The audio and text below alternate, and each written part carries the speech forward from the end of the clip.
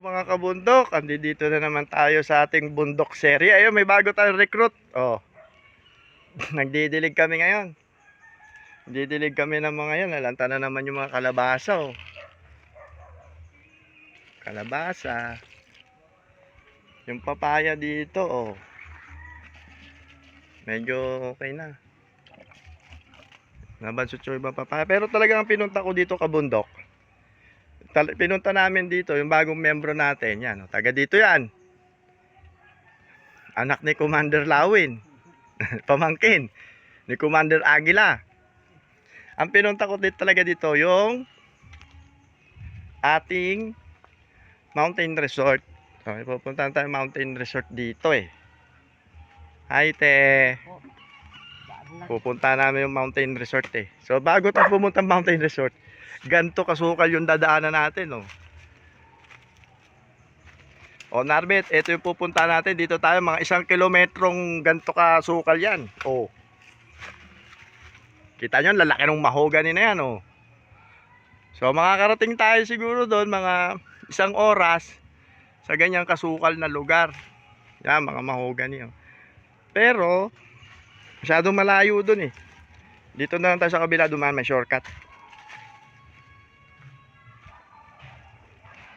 Dito. Lalaki ng mahogany. Oh, dito naka-parking si Bravo, ayan oh. Kita niyo yan? Naka-parking dito si Bravo. So dito na tayo dadaan, wag na doon sa forest. Ito may daanan naman dito eh oh. Sukal doon eh. Ano, lalaki niya no. So diyan tayo dadaan. Mamaya pupunta natin yung resort. Oh, napakasukal nung kabilang side. Yan, mga mahogany yan. Mga tanim yan ng DENR. Kasi kung dyan tayo dadaan sa masukal na parte, tagal. Oh, tingnan nyo, dami pang tuko dyan.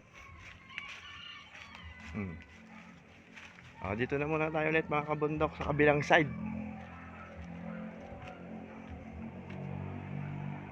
Oh, di ba?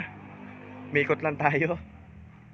Oh, yun, nagtatanim na yung ating anak ni Commander Aguila.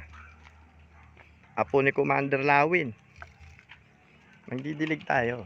May tanim ako dito mga ano eh. Turmeric, mga luyang dilaw. O mamaya na ulit mga kabundok. Pupuntahan namin yung mountain resort.